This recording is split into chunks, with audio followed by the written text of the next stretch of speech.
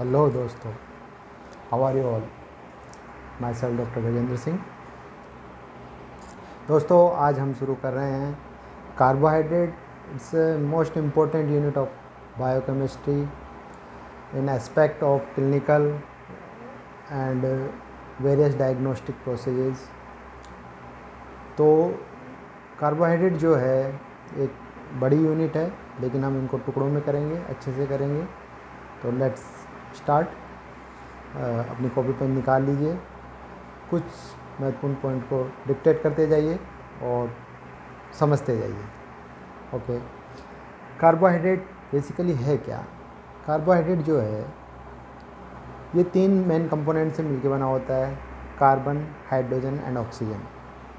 Commonly जो ये इसको शुगर के नाम से जाना जाता है and also as a saccharides and most important carbohydrates which we found in nature.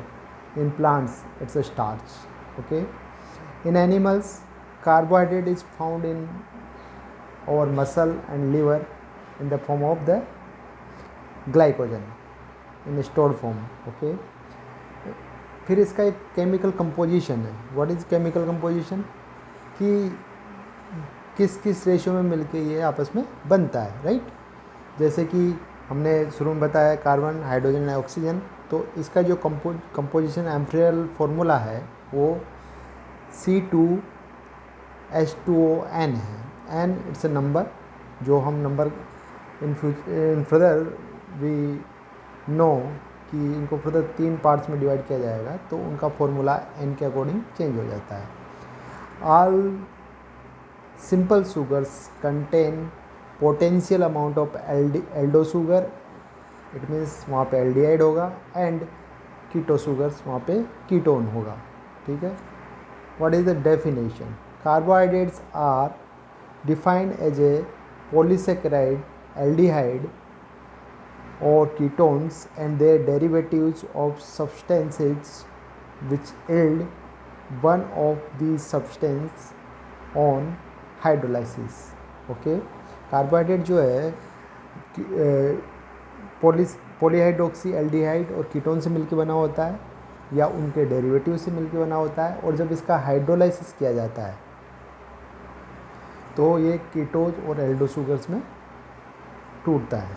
Okay, further भी आगे हम इसका बेसिक नॉलेज जो हम लेते हैं, तो इन बायोलॉजिकल फॉर्म इसका इम्पोर्टेंस क्या है, ये क्या क्या यूज में आता है, दैनिक रूटीन में ये कहाँ कहाँ हमारे लिए यूजफुल है।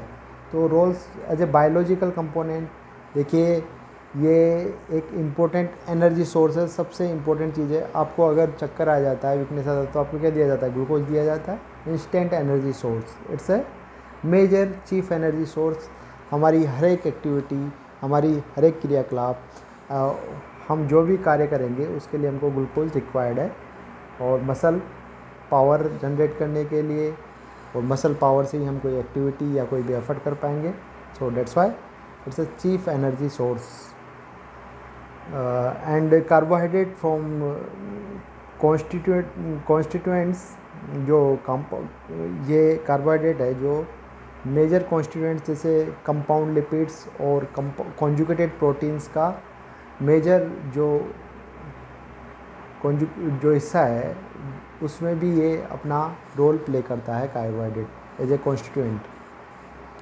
देन बहुत सारी ड्रग्स हैं, लाइक कार्डियक ग्लाइकोसाइड्स हैं, एंटीबायोटिक्स हैं, इनमें भी कार्बोहाइड्रेट पाया जाता है या कार्बोहाइड्रेट यूज किया जाता है। इट्स अ मेजर कैटलिस्ट, ये कैटलिस्ट की तरह एक्ट करता है, प्रोमोटर की तरह एक्ट करता है, जो कि बायोकेमिकल रिएक्शंस को प्रमोट करते हैं, एनर्जी प्रोवाइड करते हैं। Okay, lactose is a principal sugar, lactose is a principal sugar of milk. And जो एक ग्लूकोनिक एसिड है, जो कि एक प्रकार है शुगर का, it's a kind of type, it is necessary for toxic effect of drug and inactivation of drug, मतलब it use as a antidote of any drug. कोई भी टॉक्सिक इफेक्ट आ गया है किसी ड्रग का तो उसको डिप्रेस करने के लिए, उसको कंट्रोल करने के लिए ग्लूकोनिक एसिड का बहुतायत में उपयोग किया जाता है। तो it's a sugar, so it's also a clinical importance of carbohydrate.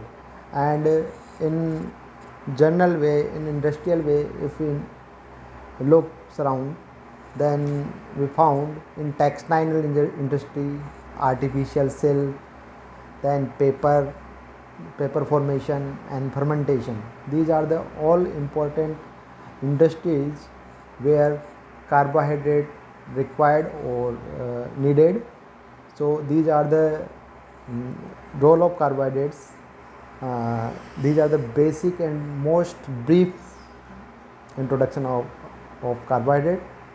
I hope you enjoy the session. Further, in next session we understand classification of carbohydrate. Thank you so much.